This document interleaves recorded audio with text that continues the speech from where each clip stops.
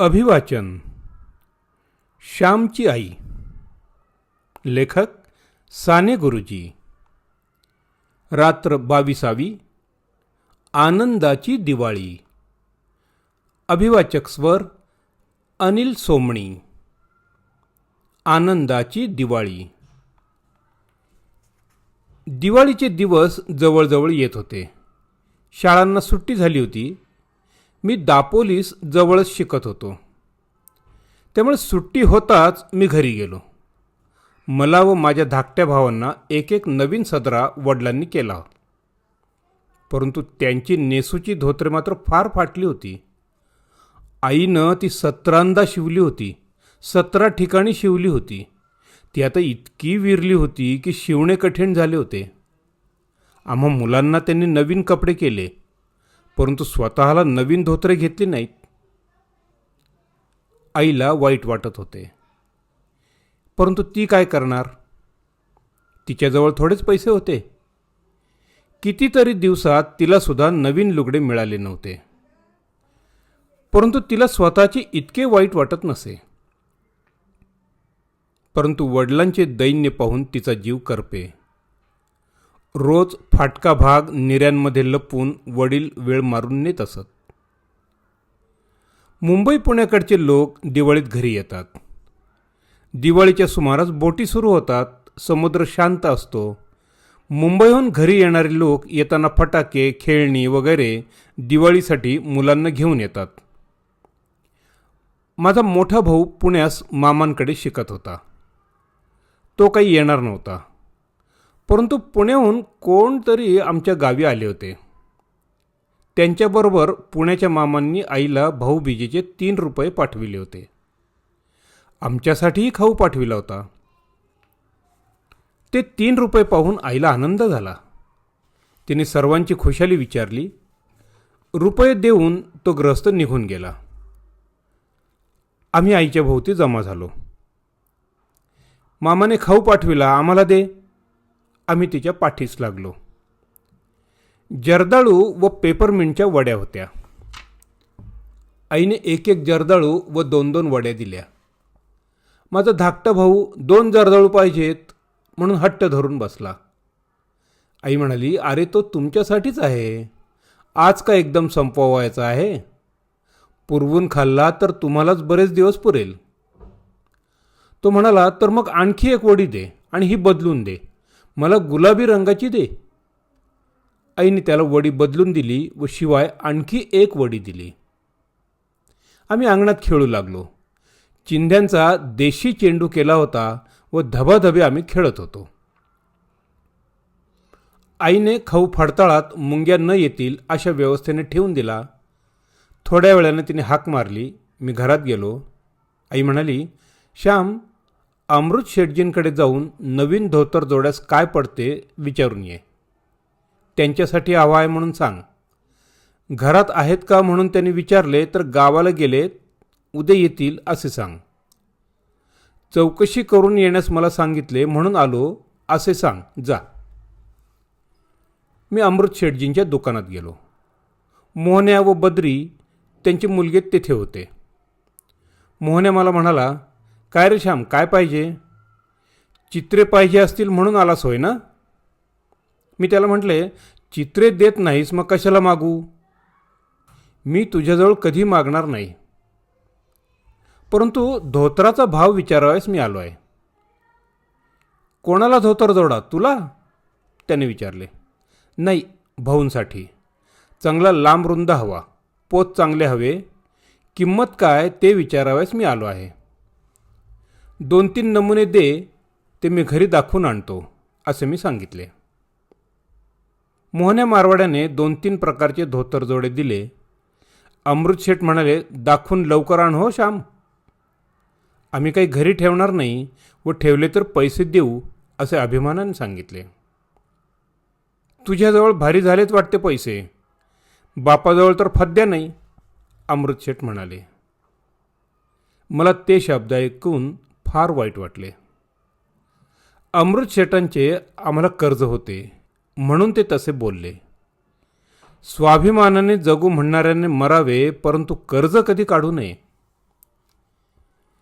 मी ते नमुने घेऊन घरी आलो व आईला दाखविले. त्यातील एक आईने पसंत केला. किंमत बेताचीच होती. 3-3.5 रुपये काहीतरी होती.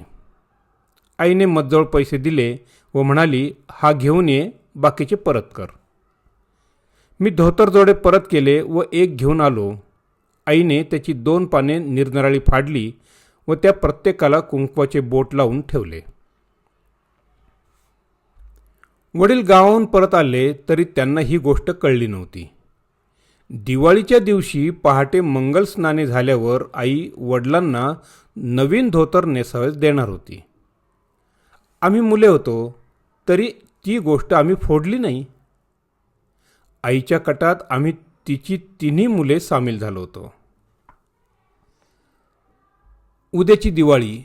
आम्ही टाकळ्याचे शेंगा आणून त्यातले इंद्रजव काढिले. ते वाटून आईने अंगाला लावण्यासाठी तयार करून ठेवले. पायासाठी नरकासूर म्हणून चिरडण्यासाठी कारिंटे आम्ही गोळा करून ठेवली. अंगण झाडून स्वच्छ केले.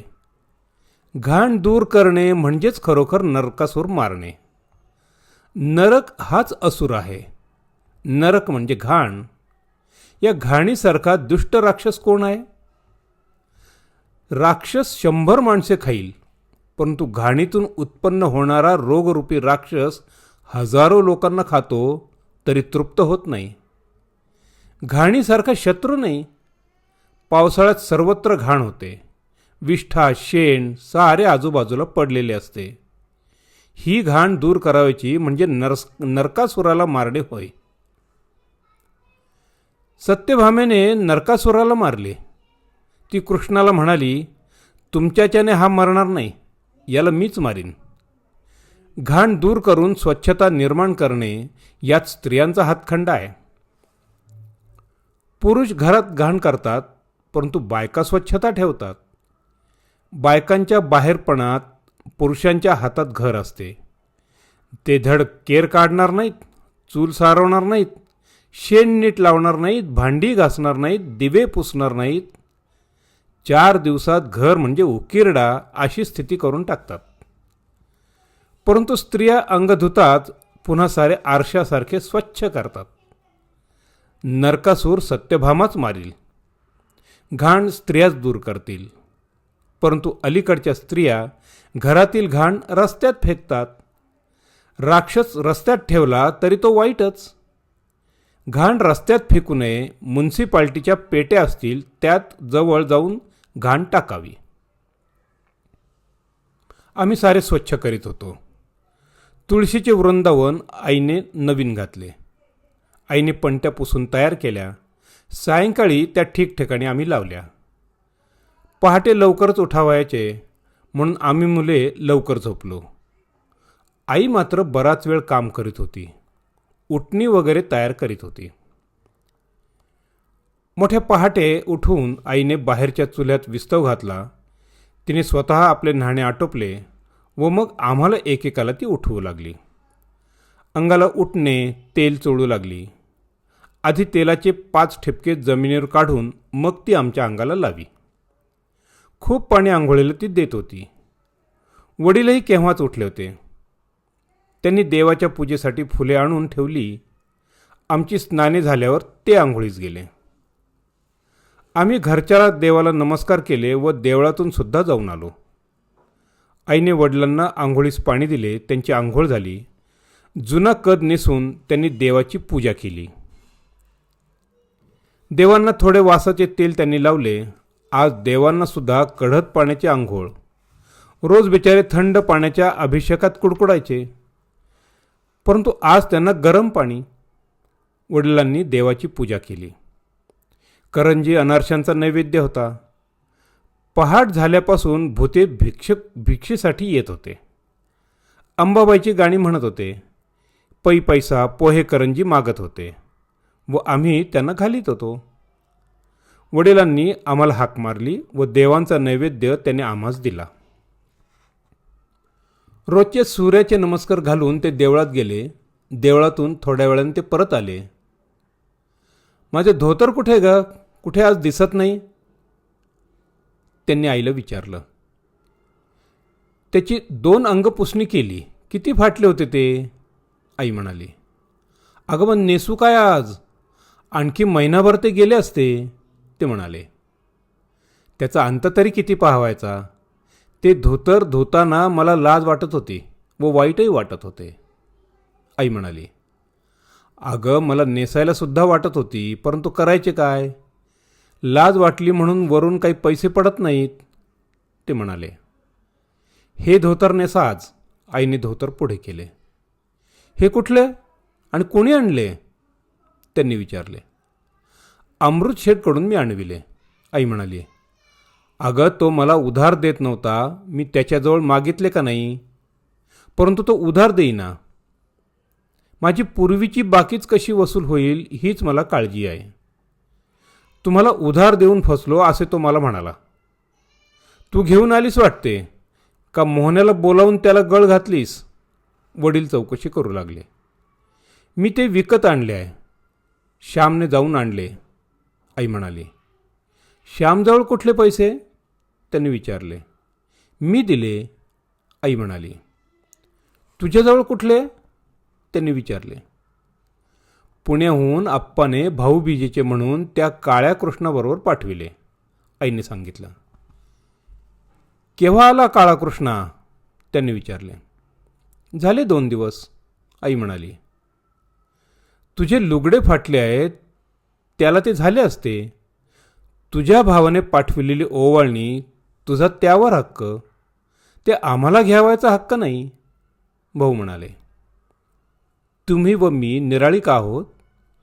इतकी वर्षे एके ठिकाणी संसार केला, सुखदुःखे पाहिली, नाना बरे वाईट अनुभव घेतले. अजून का आपण निराळी आहोत? माझे सारे तुमचेच आहे व तुमचे ते माझेच आहे तरी काय आपणाजवळ?